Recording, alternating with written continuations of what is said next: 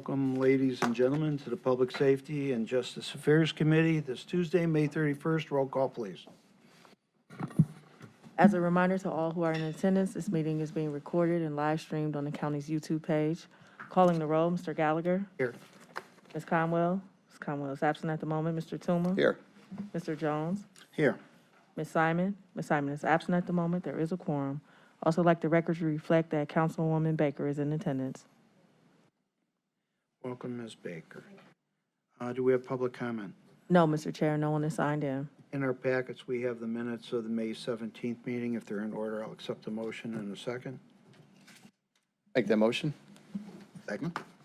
Motion and a second. Any further comment? All in favor? Aye. Aye. Against? Thank you. Before we start, I ask that the sheriff attend today to introduce himself to us, as I'm sure you'll be doing for a few days to come. So, Sheriff Hammett.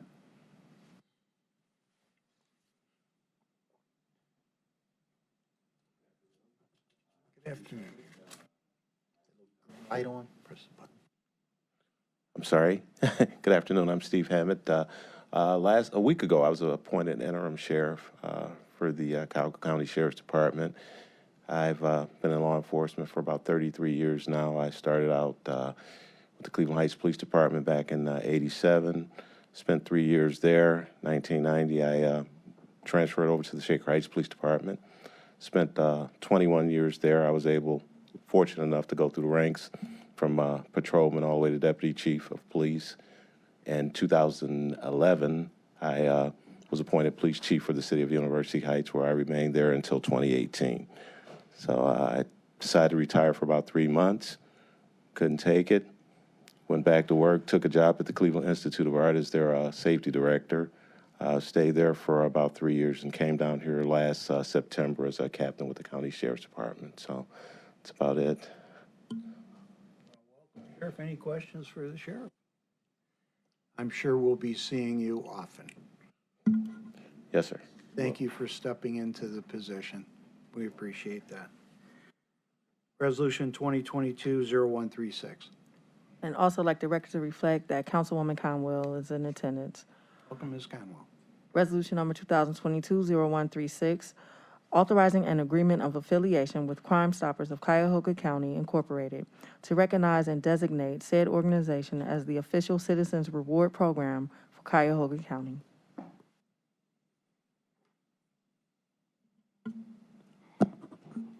Good afternoon, Council. Don Jerome, Captain with the Sheriff's Department. Just seeking approval for this agreement today. So the county designates Crimestoppers Incorporated as the sole and official Citizens Reward Program. This is a 2-year agreement. The current agreement has expired since September of last year. The reason for that is oversight by both parties that it was coming to its end. So we're seeking approval for 2 years from 21 to September of 23. And I'll be happy to answer any questions on it. Thank you. And as what is happening in our world today, crime skyrocketing as it has been, we requested extra funds, and I thank the council for agreeing to that for Crimestoppers at their request for the next 2 years. That is incorporated in this legislation. So if there are any further questions? Yes, ma'am. Through the chair to Captain Jerome. Do you keep, oh, sorry. You thought you were off easy, huh? Do you keep records? Is there records of the Crimestoppers? Most I know is that when I see it on TV, a crime has happened and you offer. Yes, ma'am. So the rewards program, we do keep track of what rewards were paid out and how much they were paid out. Those are yearly statistics that I could provide to council if necessary, but they do forward that to the Sheriff's Department. We work hand in hand with Crimestoppers. We have a Sheriff's Department civilian employee right now that works with Crimestoppers, so all the statistics we have to. Do you take it in a step further? Do you break it down by county districts? No, we do not, as far as I know. Thank you. As Councilwoman Conwell said, I'm familiar, obviously with the TV aspect, the Wheel of Justice. Is that, am I thinking of the right thing? Is that Well, correct? that was a program started a while ago where that was kind of the fugitive of the week. Right. But you'll notice on almost every TV station now, any high-profile crime listed, the Crimestoppers logo, and they announce as well that you can call this number, anonymous tip line, if you have any information. So you'll see that a lot on the media. Right. Give me a sense of, I've seen that TV show. I don't know if that continues, or give me a sense of what the rewards are like. What do you do? The rewards can range from anywhere from $100 up to about $5,000. Obviously, the high-end ones are if you have information on a murder, a homicide suspect, or anything like that, as low as a fugitive living somewhere that we may arrest or marshals may arrest. So it ranges in those areas. There's not a set amount for each tip that's voted on by the board of directors of Crimestoppers. But again, it's a useful tool for law enforcement investigations.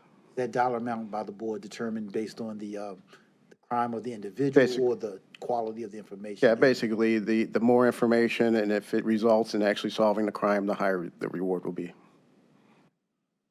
All right. Thank you. I do. Yes, ma'am. Through the chair to Captain Jerome, where would we find the list of board of directors at? Is it on the website? That I'd have to check, but I can forward you the list of directors as well. They supply that to us. Okay, and then my second and hopefully final question would be, okay, are you familiar with the Attorney General's Victim Advocates Program? I am. Okay, so does that correlate anyway with Crimestoppers, or it's kind of? No, it's separate. We basically deal with just anonymous people calling up with tips to help law enforcement investigations. Tag team. Tell me a sense of how the success rate, any metrics, tips result in arrests? I don't have the stats in front of me, but a lot of investigations, high-profile one, have resulted in that. I can't say that every tip that comes in is fruitful, but at least it's something that law enforcement can use. How much, I know what we have budgeted, but how much have you paid out in any particular year? I don't have the stats, Councilman. I can forward you the 2021 stats if you'd like, and you can see the rewards handed out throughout the year. All right, thank you. All we're doing today is recognizing that you are the organization as the official citizens reward program for Cuyahoga County. There is no money in this ask. It's just a status. Correct, ma'am. So it just leads the question, where do you get your money? How are you funded? Well, in the agreement, in the first paragraph, there's a couple ways it's funded. Number one, through court costs, and that's what the agreement is. Through court costs. So if someone admits to or pleads guilty to a crime in common pleas court, $1 of that court cost is sent to Crimestoppers. The other entity is the proceeds from possession sold. So an example would be if a vehicle was forfeited in a crime and we sold that vehicle, Crimestoppers would get 25% of that proceeds. And then the other is donations. They have a golf outing, and so all that money goes to the Crimestoppers program. If I may, on the average, how much do you usually collect in a year? Do you know that? I don't know. That's more on the Crimestoppers end. They keep those numbers. Again, we just have someone that's affiliated with that to help send those tips where they need to go when they come in. I appreciate the 3 ways that you're funded. That helps. Thanks. Through the chair, thank you. Thanks for being here. So it's anonymous, correct? Yes. So how is it sounds stupid, how is an award given if it's anonymous? So when someone calls in, they're given a number, and that's the only way we know them is by that number. Okay. So if their tip does help law enforcement and there's a reward that's voted on and we're given that award, they meet with some of our detectives and they'll give them the cash. Right, and they kind of Yeah. like legitimize. Yeah, we that do have that's to the meet person. them, but, Right. you know, we don't ask them any questions, anything like that. They just have to produce that number that we gave them originally. Okay. And we know it's them. All right, thank you. And if we can get the board and the finances attached, that'd be- anything further? Yes, ma'am. One request is that you put us on the list for the golf outing. Oh, absolutely. I get a lot of stuff. I and can never- send you all the files, send that as well. All right? I was wondering who was on the board myself, and I was talking to Sheriff Bova last week, and he goes, well, I'm on the board. So it's A lot of former law enforcement, former sheriffs, yeah. right, and it's all voluntary, so it's quite a group. Hearing no further questions, and we'll want to move this quickly through, I would imagine. Yes, sir. Okay. If the committee is okay with moving Resolution 2022-0136 to the full council under second reading of suspension of rules, I accept the motion in a second. Make that motion. Conwell? Motion in a second. Any further concerns, questions? All in favor? Aye. Against? Thank you. I see Ms. Simon is here. Welcome, Ms. Simon. Do you have any questions for Crimestoppers?